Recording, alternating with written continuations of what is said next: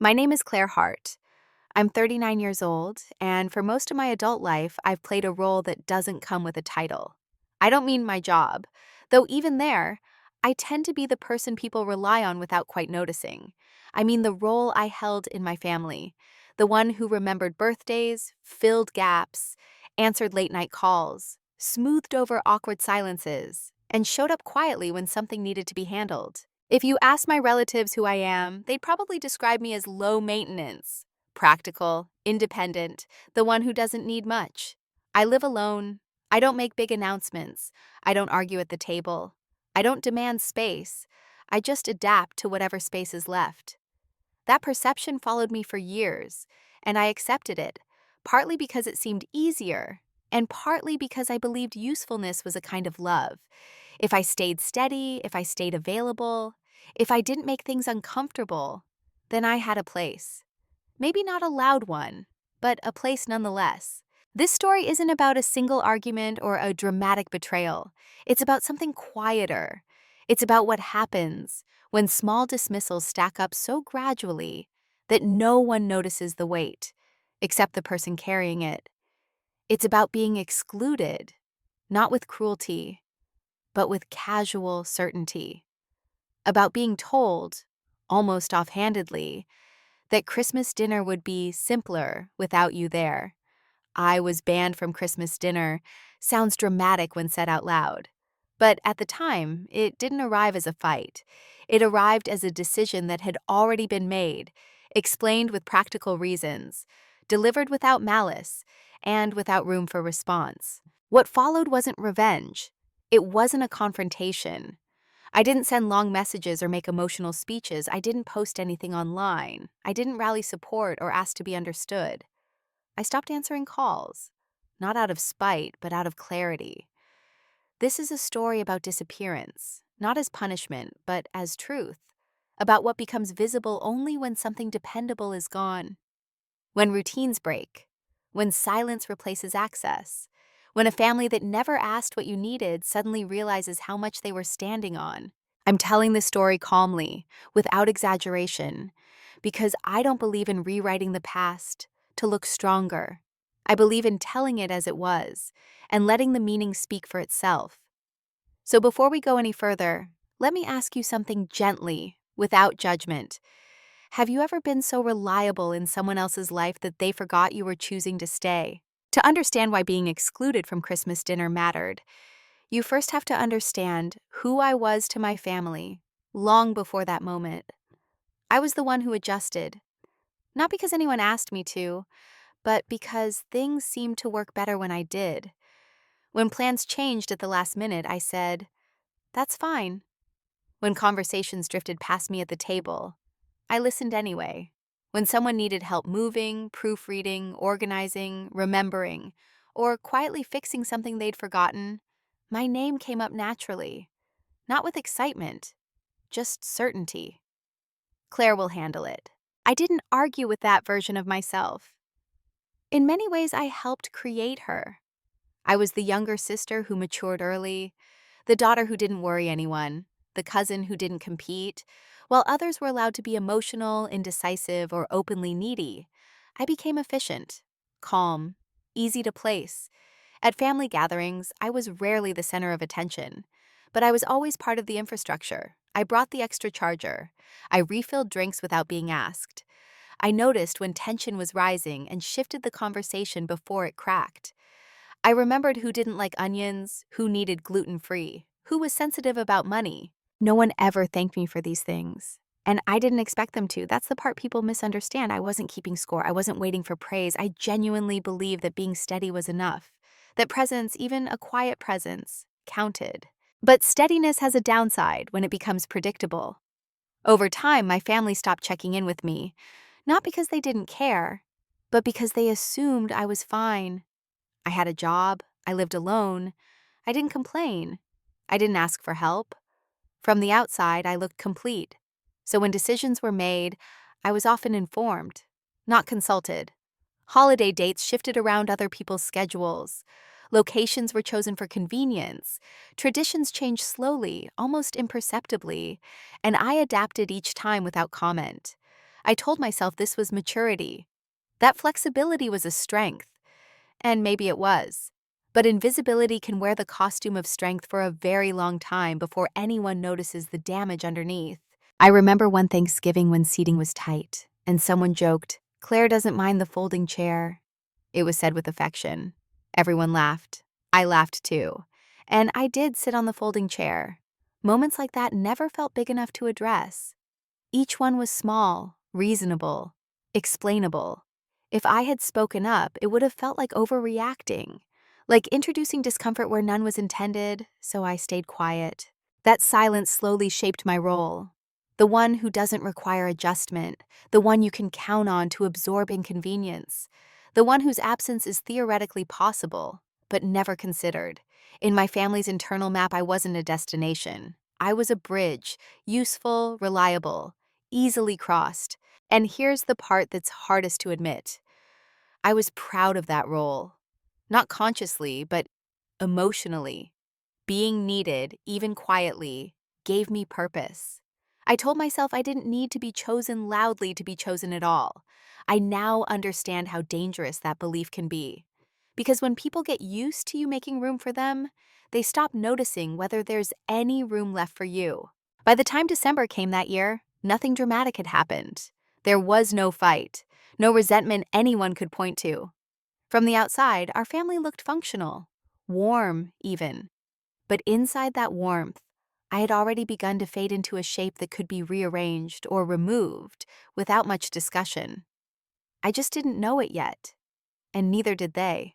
The first small cut didn't arrive with drama. It rarely does. It came disguised as logistics. A phone call in early December. My sister's voice was casual, already moving through the conversation, as if the conclusion had been agreed upon somewhere else. "We're thinking of doing Christmas dinner a little differently this year," she said, "just keeping it simpler." I remember standing in my kitchen, holding my phone between my shoulder and my ear, staring at the clock above the sink. It was ticking louder than usual. Or maybe I was just listening more closely. "Simpler how?" I asked. There was a pause. Not long, but practiced. The kind of pause that means the speaker has already decided how much truth to offer. "Well," she said, "it's going to be at Mark's place. Space is tight, and with the kids and Mom's schedule, we figured it would be best to keep it to immediate family." I waited. She didn't fill the silence. In that gap, something subtle happened. I realized she wasn't about to ask how I felt. She was explaining a decision, not opening a discussion. "So," she added, almost gently, "maybe we can do something separate, like coffee later in the week." Coffee later in the week.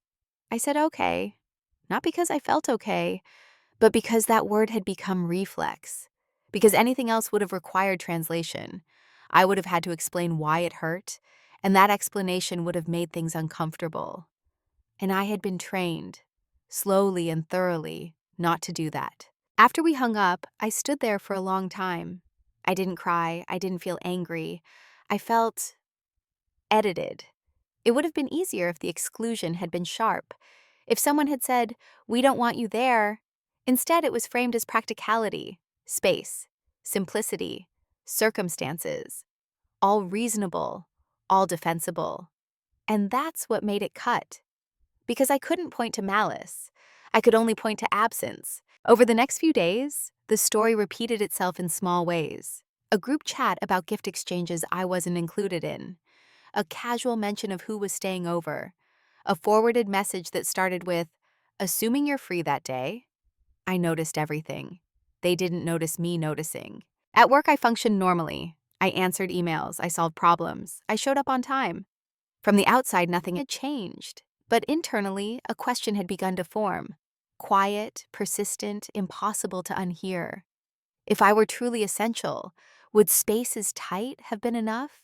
I replayed the phone call in my head, searching for a moment where I could have responded differently. Asked a follow-up question, asserted myself, said, "I'd like to be there." But I knew why I hadn't, because I had spent years demonstrating that I didn't need to be asked, that I would accept what was offered without pushing back, that I could be counted on to adapt, and so they counted on it. What hurt most wasn't missing Christmas dinner. It was realizing that no one had checked whether I might mind. The assumption wasn't that I wouldn't care. It was that my feelings weren't part of the calculation. That's when I understood something important. Invisibility doesn't arrive suddenly. It's built collaboratively over time by both sides, by those who take and those who never insist on being seen. I didn't confront anyone. I didn't bring it up again. When Mom called to talk about something unrelated, she didn't mention Christmas at all. I didn't either. We both pretended everything was normal. But something in me had shifted, just a few degrees. Not enough to notice from the outside, not enough to explain, just enough that I began paying attention. And once you start doing that, you can't stop. After that call, nothing dramatic followed. No apology, no reconsideration, no awkward check-in. Life simply continued, as if a small adjustment had been made and successfully absorbed. By me. That's how normalization works. Not through cruelty, but through repetition. The days leading up to Christmas were filled with quiet confirmations of my new position. Not announced, just implied. A photo sent to the family group chat of the kids decorating cookies, taken at Mark's kitchen table. A comment about how chaotic it was, with everyone under one roof, followed by a laughing emoji. I reacted with a thumbs up. That reaction wasn't performative, it was survival. Because once you realize you've been excluded, you're faced with a choice. Make it visible or make it manageable. And for years, I had been choosing manageable. I told myself stories to soften the edges. They didn't mean it this way. It really is a small space. I'm an adult. I don't need to be included in everything. Each rationalization sounded reasonable on its own. Together, they formed a system that kept me quiet. When my mother mentioned, offhandedly, that she'd be staying overnight at my sister's place on Christmas Eve, I nodded, even though she couldn't see me. When she said, "We'll catch up after the holidays," I agreed. After the holidays, as if I were a meeting to be rescheduled. What's strange is that no one was unkind. Voices stayed warm. Messages ended with hearts. The family maintained the appearance of closeness, and that made it harder to question anything. Because if you accuse warmth of exclusion, you sound ungrateful. I noticed how easily I slipped into the background of conversations. How updates about me were delivered as summaries rather than invitations. Claire's been busy with work. She's good. Same as always. Same as always. That phrase followed me like a shadow. At one point, a cousin asked if I was traveling for Christmas. I said no. She smiled and said, "That's so you." I didn't ask what she meant. Instead, I started noticing patterns, not just in my family, but in myself. How quickly I responded to texts. How often do I initiate contact? How rarely anyone checked in unless they needed something specific. When I stopped initiating, conversations stalled, not completely, just thinned. It wasn't neglect, it was efficiency. People reached for the loudest, nearest, and most emotionally expressive connections first.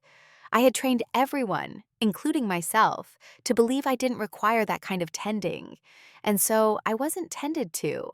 The most unsettling realization was this: if I were upset, no one would know. And worse, no one would think to ask. I started imagining alternative versions of myself. One who had spoken up on that phone call, one who had said, "Actually, I'd like to come." One who had allowed the moment to become uncomfortable. But those versions felt foreign, risky, almost selfish. So instead, I stayed the course. I kept my voice steady. I responded politely. I showed interest without expectation.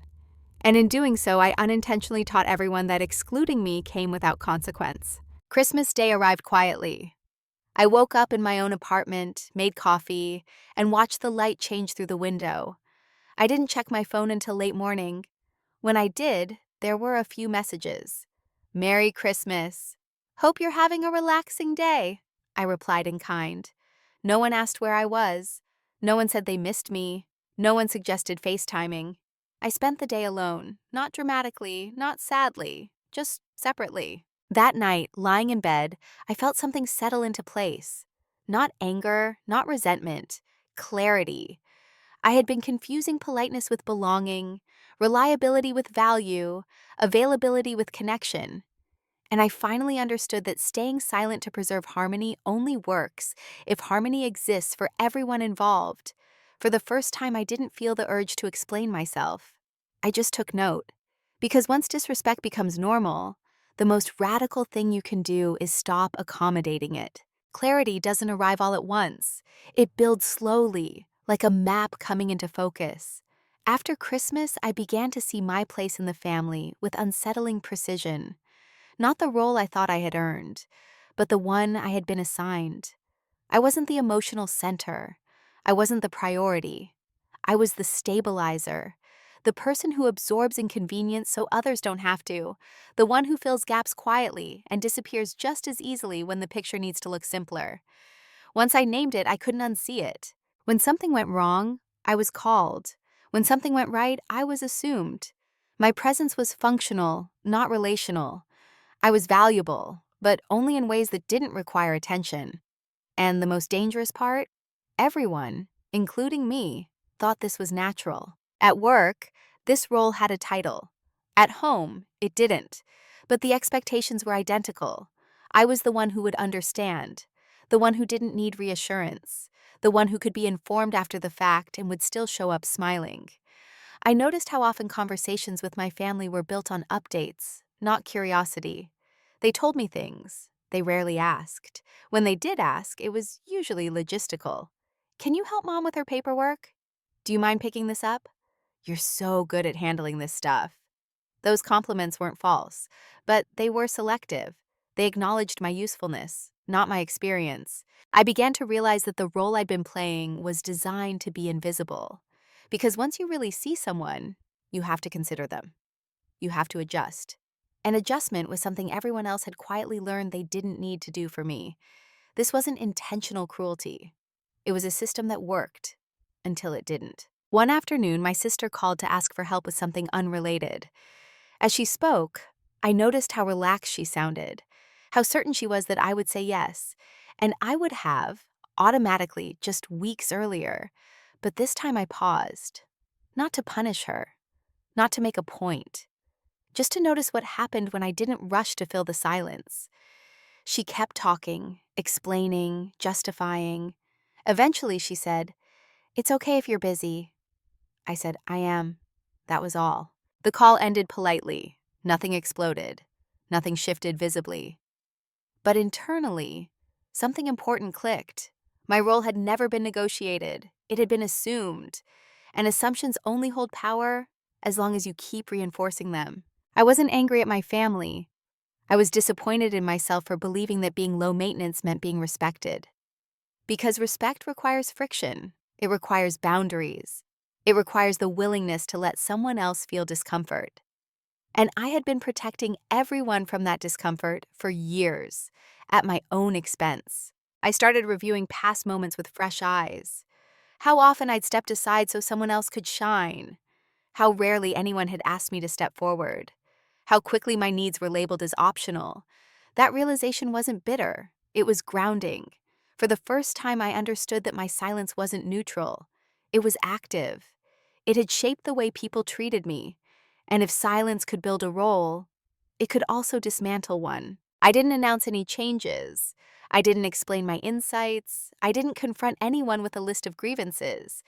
I simply stopped performing the part I had never agreed to play. And in that quiet refusal, the story truly began to change. The shift didn't happen during an argument. There was no raised voice, no dramatic turning point, no moment anyone else would recognize as significant. It happened on an ordinary Tuesday. I was sitting at my kitchen table after work, laptop closed, phone face down beside my mug. Outside, the light was already fading, that soft gray that makes everything feel unfinished. I remember thinking how quiet the apartment felt. Not lonely, just still. My phone buzzed. It was my mother. Normally, I would have answered immediately. That reflex had been trained into me. Calls from family came first. Always. Instead, I looked at the phone and felt nothing urgent. Not irritation, not resistance, just the absence of automatic movement. I let it ring. That choice surprised me more than it would have surprised her. When the call went to voicemail, the silence that followed didn't feel heavy. It felt intentional, like I had placed something down carefully instead of dropping it. I listened to the message later. It was casual. She wanted help understanding a form she'd received. Nothing emotional, nothing critical, just something she knew I'd handle efficiently. In the past, I would have called back within minutes. This time I didn't. I told myself I'd return the call the next day, not as punishment, just later. That night, I slept deeply. The next morning, I woke up with a sense of internal alignment I hadn't felt in years. No anxiety, no guilt, just a quiet awareness that I had space. At work, I noticed how often I filled silences there too, jumping in with solutions before anyone else had finished articulating the problem. I pulled back slightly, let others speak, let pauses exist. The world didn't collapse, people adjusted. That realization followed me home. I began noticing how often I anticipated needs before they were voiced, how much emotional labor I performed without being asked. And for the first time, I considered a radical idea. What if I stopped? Not forever, not dramatically, just enough to see what happened. When I returned my mother's call that evening, she sounded surprised, but not upset. I helped her with the form. We chatted briefly. She didn't ask why I hadn't called back sooner. She didn't need to. That, too, was information. Over the next few days, I delayed responses slightly. I declined small favors with neutral explanations. I can't today. I'm tied up. No apologies, no over-explaining. No one challenged me. And that was the moment something inside me shifted from awareness to resolve. I realized I had been operating under a false rule, that my value came from availability, that being reachable at all times was proof of love. But love that requires constant access isn't love. It's convenient. I wasn't withdrawing emotionally. I was recalibrating. One evening, as I washed dishes, I caught my reflection in the dark window. I looked different. Not older, not harder, clearer. I thought about Christmas again, not with hurt, but with understanding. The exclusion hadn't caused this shift. It had revealed the conditions that made it possible. If I hadn't always been the one to adapt, there would have been a conversation, a consideration, a pause. And because there hadn't been, I knew exactly what needed to change. I didn't need to disappear completely. I just needed to stop being predictably present. That decision didn't feel rebellious. It felt honest, like finally telling the truth, without saying a word. At first, my silence was subtle, barely distinguishable from busyness. I didn't announce it. I didn't frame it as a boundary. I simply allowed pauses where I once rushed to fill them. And those pauses began to do something interesting. People assumed I was tired, or busy, or distracted. They didn't assume I was changing. That assumption worked in my favor. I stopped initiating conversations that had no curiosity in them. If someone reached out with warmth or interest, I responded in kind. If they reached out with expectation alone, I took my time. This wasn't a strategy in the dramatic sense. It was discernment. Silence, I learned, is only threatening when people are used to uninterrupted access. My sister texted one afternoon, "Can you help Mom this weekend?" In the past, I would have replied immediately, followed by clarifying questions, followed by logistics. This time, I waited an hour, then two. Then I wrote, "I won't be able to." No justification, no emotional cushioning. Her reply came quickly. "Oh, okay." Nothing else. That single exchange told me everything I needed to know. There was no follow-up question, no alternative suggestion, no curiosity about why. The request hadn't been about connection. It had been about coverage. Once I stopped providing it, the interaction ended. I didn't feel triumphant. I felt grounded. Over time, my phone grew quieter, not empty, just selective. Messages that once arrived daily now came weekly. Calls became shorter. Some stopped altogether. And still, no one asked if anything was wrong. That was the clearest confirmation of all. I had always believed that if I pulled back, someone would notice and check in. that my absence would register emotionally. Instead, it registered logistically. Things took longer. Plans required more coordination. My mother mentioned once, lightly, "You've been hard to reach lately." I smiled and said, "I've been focusing on my own schedule." She nodded, as if that explanation made sense, but didn't fully land, because my family wasn't used to me having a schedule that competed with theirs. What surprised me most was how calm I felt. I had expected guilt, anxiety, the urge to explain myself. None of it came. In its place was a growing sense of authorship over my own time. I realized that for years, I had mistaken emotional restraint for emotional health. I had believed that not expressing needs made me strong.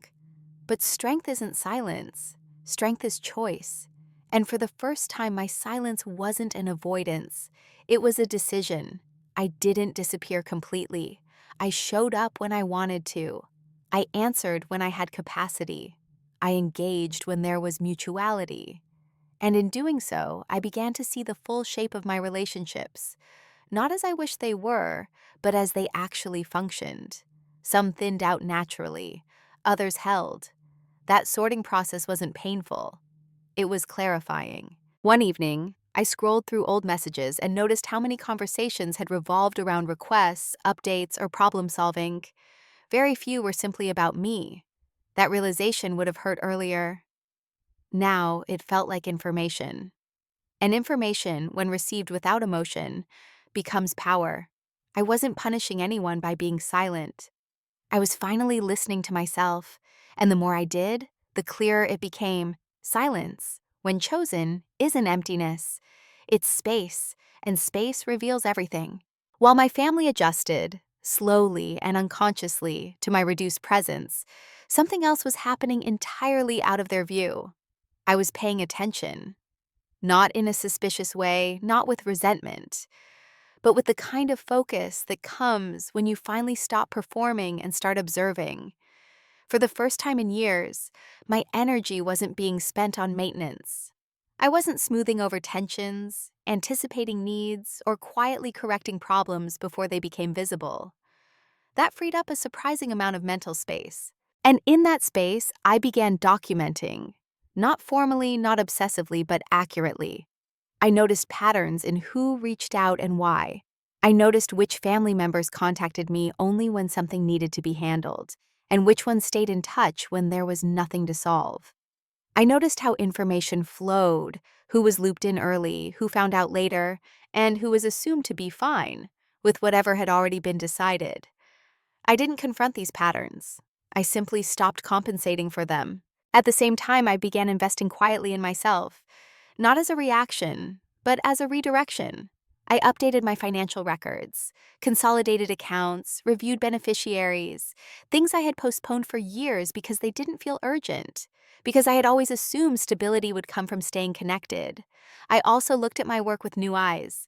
I had been indispensable there too, trusted, relied upon, rarely acknowledged. The parallel was uncomfortable, so I began creating systems that didn't require my constant presence. I documented processes, delegated where possible, trained others to handle things I had once done quietly and alone. People thanked me for being organized. They didn't realize I was preparing. At home, my routines shifted. Evenings became slower, more intentional. I cooked differently, slept better, read books I'd been meaning to read for years. I started saying no to invitations that felt obligatory, and yes to things that felt grounding. No one noticed these changes. That's the thing about people who are used to your emotional labor. They notice the labor when it's gone, not the person doing it. And at first, they hadn't yet felt the absence strongly enough to name it. What they didn't see was the internal audit I was conducting. Not just of relationships, but of assumptions. I asked myself hard questions. Who am I without this role? What do I want if I'm not trying to be easy?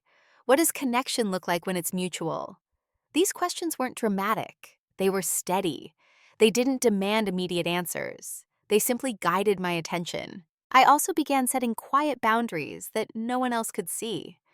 I stopped sharing certain personal details. I no longer filled others in on my schedule unless it was relevant. I kept parts of my life private, not out of secrecy, but out of self-respect. That privacy felt powerful.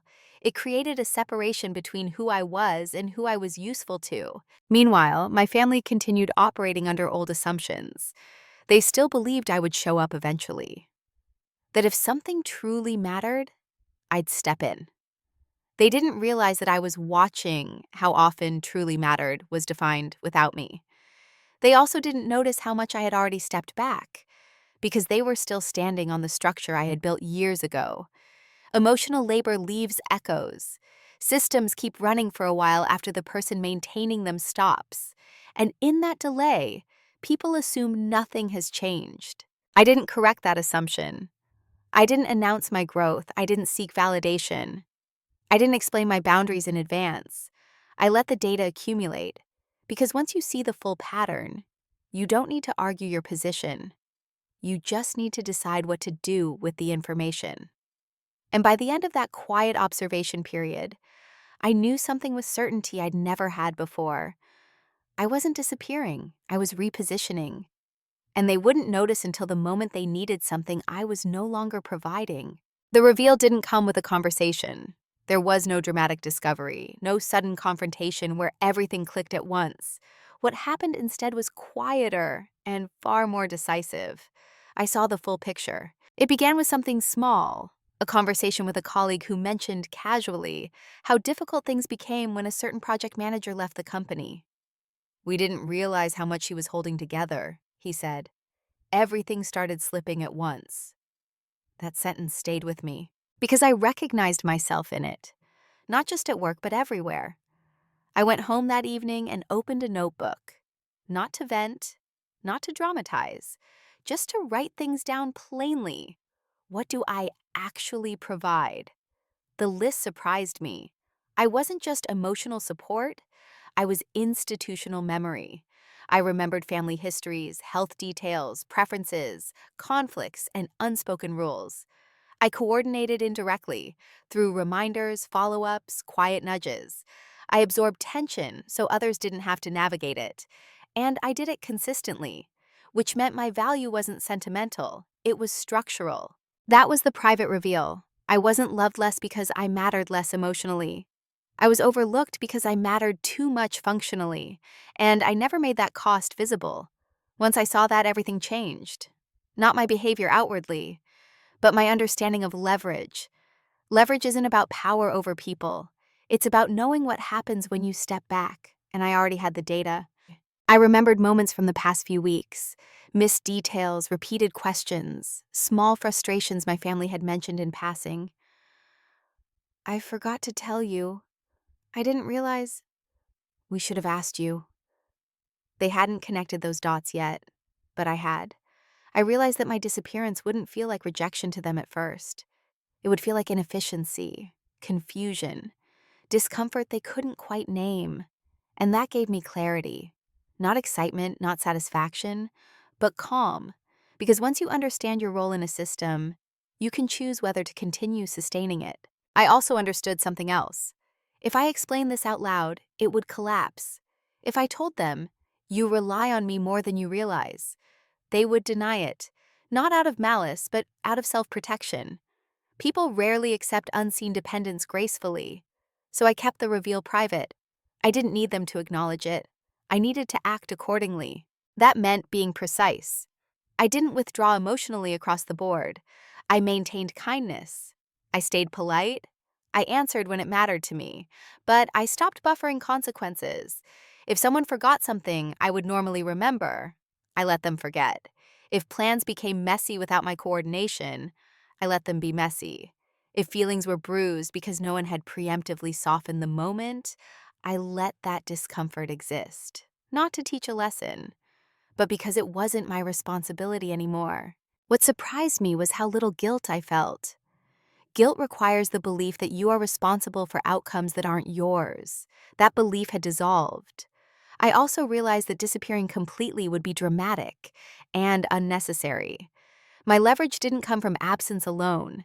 It came from selective presence, from choosing where my energy went and where it didn't.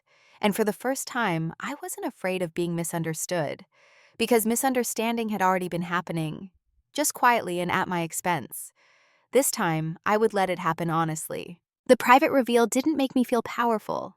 It made me feel free. Free from the need to explain.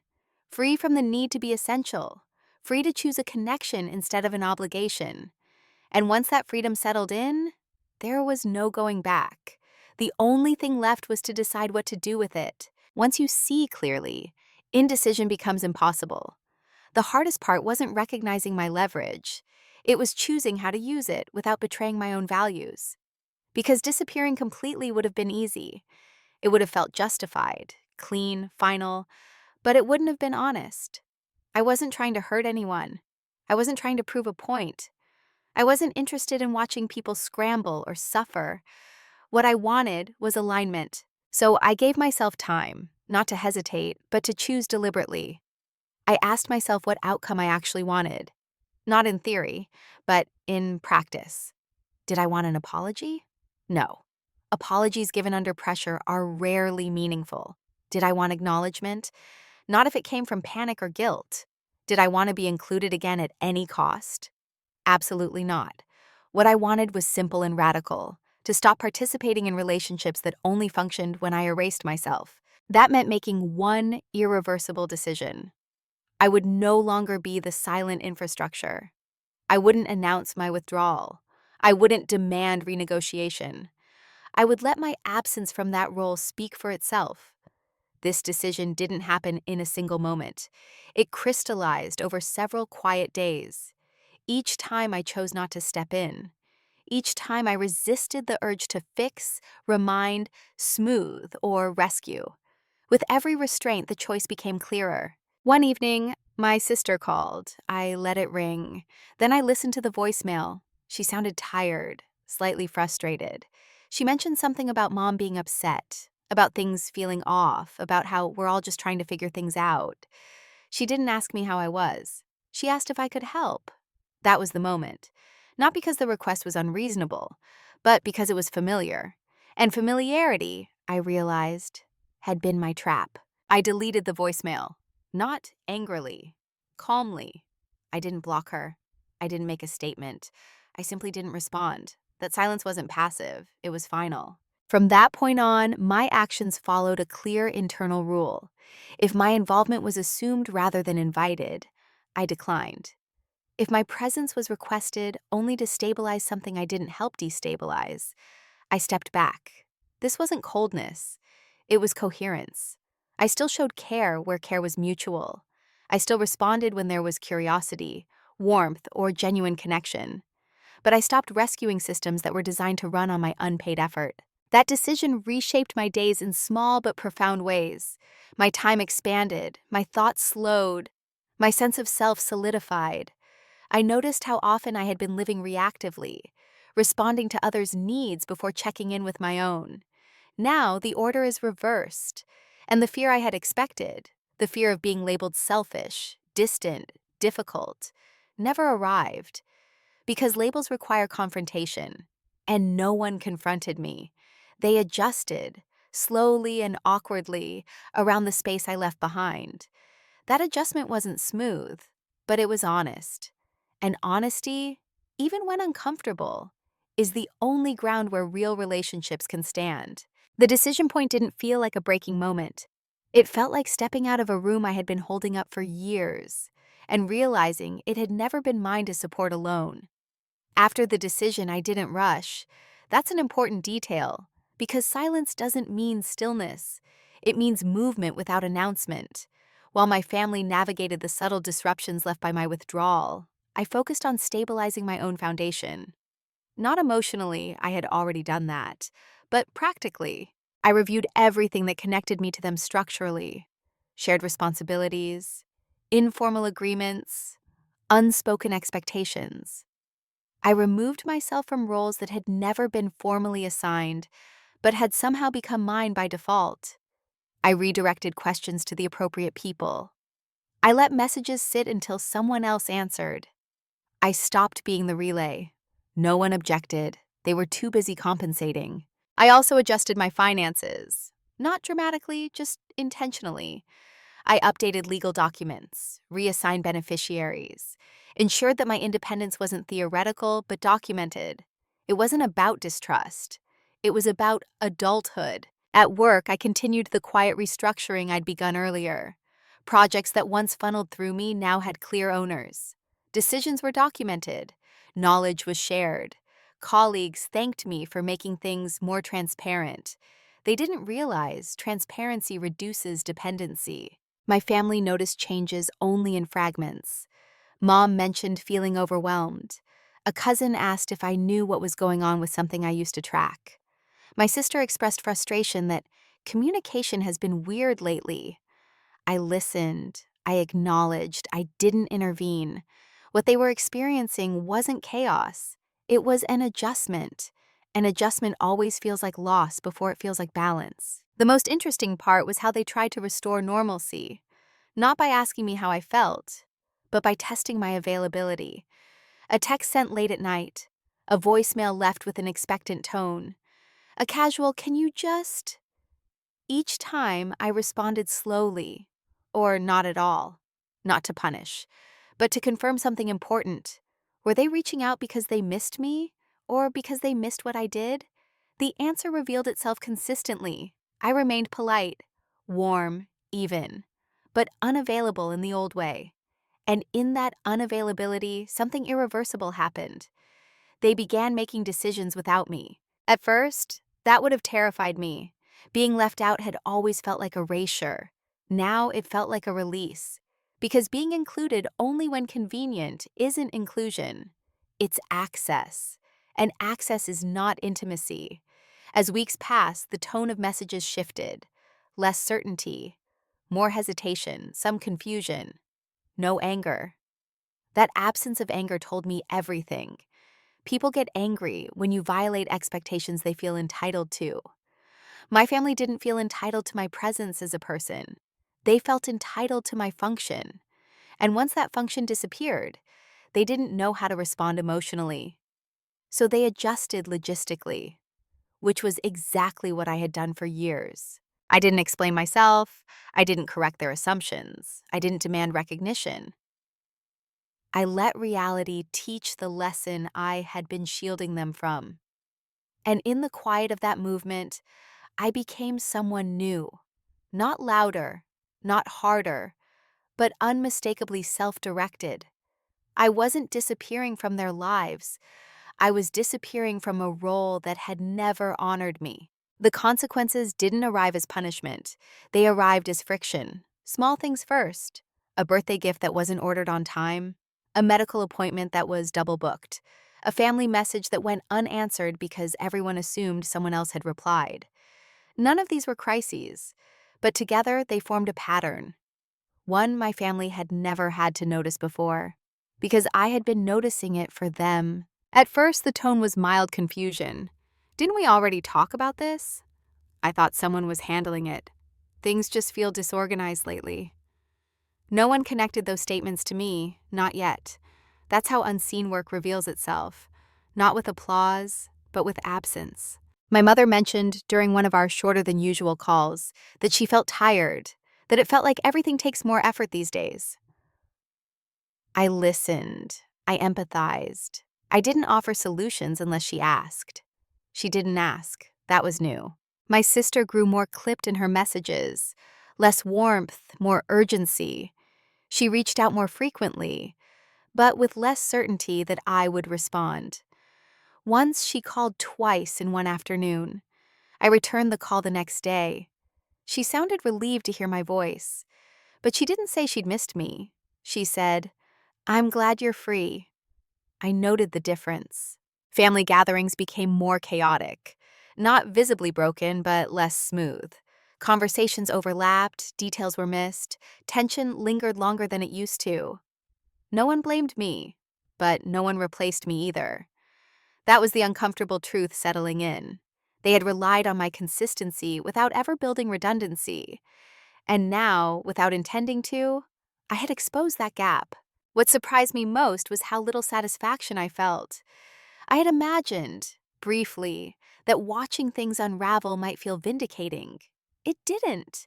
It felt neutral. because I wasn't watching from a place of opposition.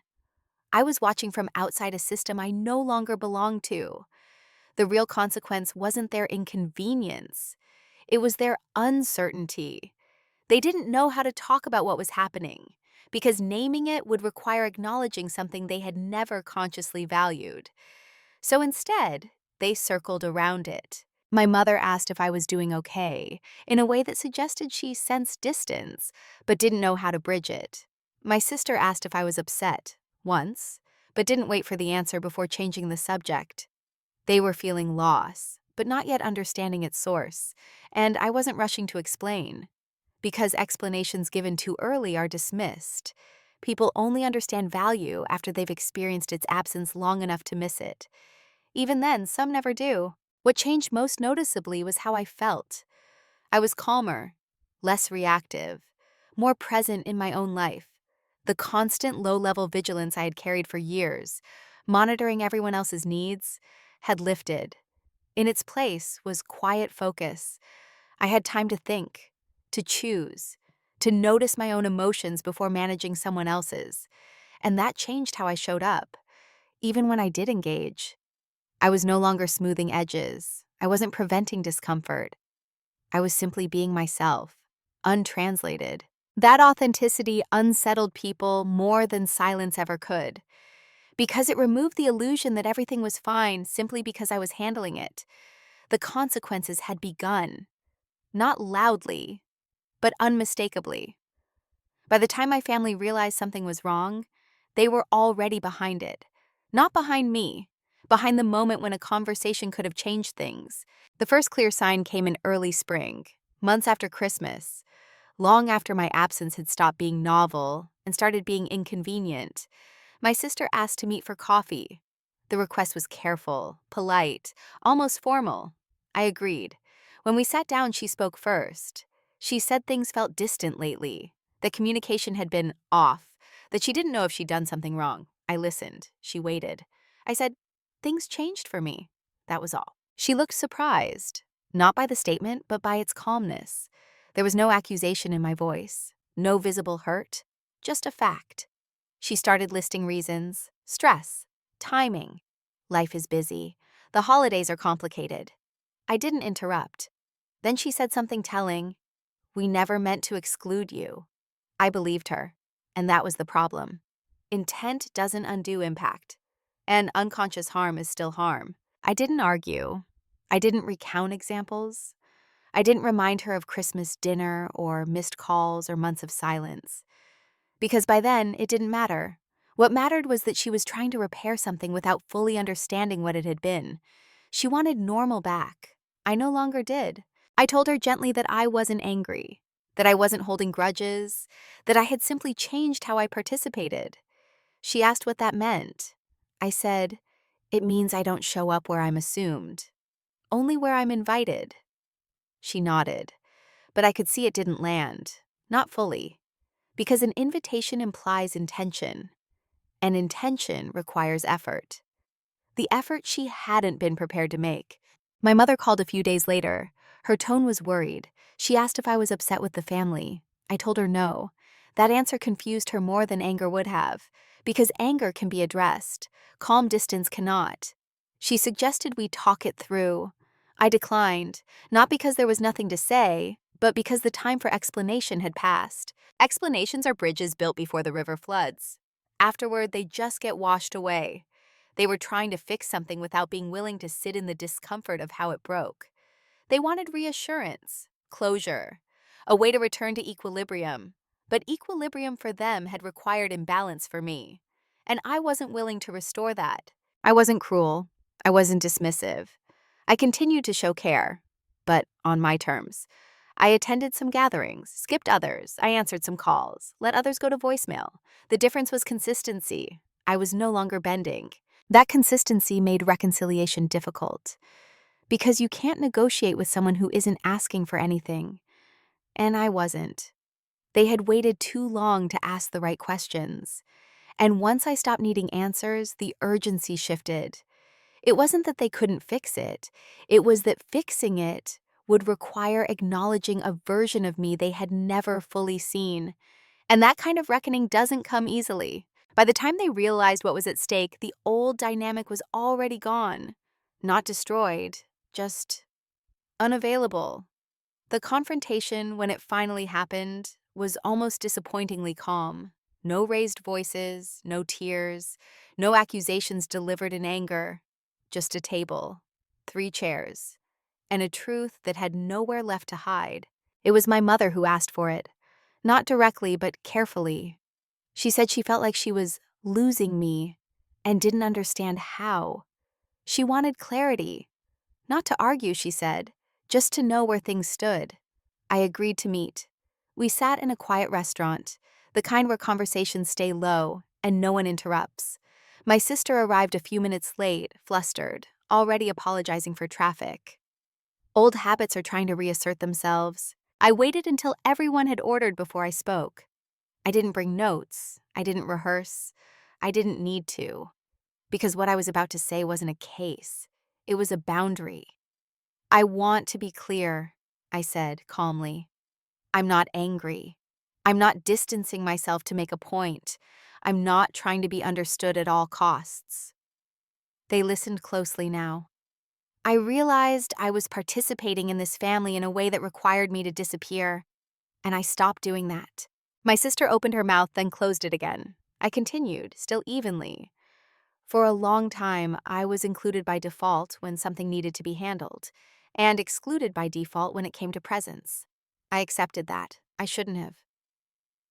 My mother's face tightened, not defensively, but with recognition. That expression, the moment someone sees something they can't unsee, was the closest thing to victory I felt. There was no need to mention Christmas, no need to list moments. They already knew which ones mattered. My sister said quietly, "We didn't realize." "I know," I replied. "That's what made it possible." Silence followed. Not awkward, heavy, necessary. Then came the question I had expected. "What do you want from us?" It was asked gently, honestly. And that's when I understood how much I had changed. Because months earlier, I would have answered with reassurance, with compromise, with instructions on how to keep me comfortable while keeping everything else the same. Now I answered differently. "I don't want anything," I said. "I want to be invited, considered, not assumed. And if that doesn't happen sometimes, I'm okay with not being there." That answer unsettled them more than any demand could have. Because demands can be met, expectations can be negotiated, but autonomy can't be managed. My mother nodded slowly. My sister looked down at the table. No one argued, no one denied it. There was nothing to push against. We talked a little longer, not to resolve things, but to acknowledge them. They apologized, not broadly, not dramatically, but sincerely. I accepted, not because I needed it, but because it was offered without pressure. And when we stood up to leave, something was different. They didn't hug me out of obligation. They hesitated, then hugged me with intention. That was enough. The confrontation didn't restore the past. It clarified the present. I walked away without relief, without triumph, just certainty. Because the strongest form of dominance isn't control, it's composure. I didn't become someone new overnight. There was no reinvention montage, no dramatic shift in personality, no sudden confidence that announced itself to the room. From the outside, I probably look much the same. Quiet, measured, reliable, when I choose to be. But internally, everything is different. The most important change is this. I no longer confuse peace with self-erasure. Before, I believed harmony meant minimizing myself. Now I understand that real peace includes my presence, my limits, and my absence when those limits are crossed. I still love my family. That didn't disappear with my silence. Love, I learned, doesn't require constant availability. It requires honesty, and sometimes honesty sounds like I won't. Our relationships now operate on clearer terms. Invitations are explicit. Plans are discussed, not assumed. Sometimes I'm included. Sometimes I'm not. And when I'm not, it no longer feels like rejection. It feels like a choice, on both sides. I show up differently, too. I listen without scanning for problems to fix. I participate without managing the emotional temperature of the room. If something feels uncomfortable, I let it be uncomfortable. That was the hardest habit to break, because discomfort used to feel like failure. Now it feels like reality. At work, the same shift has taken root. I still do my job well, but I no longer hold systems together at the cost of my own visibility. I speak when something matters. I step back when it doesn't. People notice, not always with praise, but with respect. My time feels fuller, even when my schedule is lighter. I read more, walk more, sit with my own thoughts without the constant hum of responsibility for other people's emotions. I trust myself now. That trust shows up in small decisions. How long do I let my phone ring? Whether I explain myself, in what I share, and what I keep. I no longer overtranslate my feelings to make them easier for others to digest. If someone misunderstands me now, I don't rush to correct it. Misunderstanding used to terrify me. Now it filters. The people who want to know me ask. The people who preferred the version of me that required nothing drift naturally. That drift doesn't hurt. It clarifies. I don't feel superior to my family. I don't feel resentful. I don't feel like I won anything. What I feel is aligned. I know who I am when no one is watching, when no one is calling, when no one needs me to fill a gap. And that version of me is enough. The quiet dominance in my life doesn't come from withholding love. It comes from no longer giving it away in ways that cost me my shape. I am still calm, still reflective, still capable, but I am no longer invisible. And if I ever am again, it will be by choice, not by habit. There's a version of the story that could end with applause, with reconciliation wrapped neatly in a bow, with everyone learning the lesson at the same time and changing effortlessly. This isn't that story. What actually happened was quieter and more realistic. My family didn't transform overnight. Some patterns softened, some remained, some relationships deepened, others settled into a distance that felt honest rather than forced. And that's okay. Because the moral of this story isn't about punishment or triumph, it's about recognition, especially the kind that comes too late to restore the past, but just in time to protect the future. When I was excluded from Christmas dinner, it wasn't the act itself that changed everything. It was what that moment revealed, that I had been present everywhere except in the calculations that mattered. And when I stopped answering calls, I didn't do it to teach anyone a lesson. I did it to stop teaching myself the wrong one. For years, I believed that being needed was the same as being valued, that being easy to access was proof of love, that silence kept the peace. None of those things is true on its own. Being needed can coexist with being overlooked. Being accessible can coexist with being taken for granted. And silence doesn't preserve peace. It just delays conflict until one person carries all of it. What changed my life wasn't confrontation. It was consent. I withdrew my consent from a role that required my erasure. And in doing so, I learned something essential. People don't always see your worth when you're constantly providing it. They see it when they have to navigate life without it. Not out of malice, out of human nature. Quiet dominance isn't about control. It's about composure. It's about knowing when to step back without explanation, and trusting that your absence will communicate what your presence never could. If there's one thing I hope you take from this story, it's this. You don't have to disappear completely to be respected. You don't have to demand recognition to deserve it. And you don't have to stay in roles that only work when you stay silent. Sometimes the most honest thing you can do is stop answering calls, not to punish, but to listen to what happens next. So I'll leave you with a question, one I had to answer for myself. In your own life, where are you being included by convenience and excluded by default? If this story resonated with you, I'd love to hear your thoughts in the comments.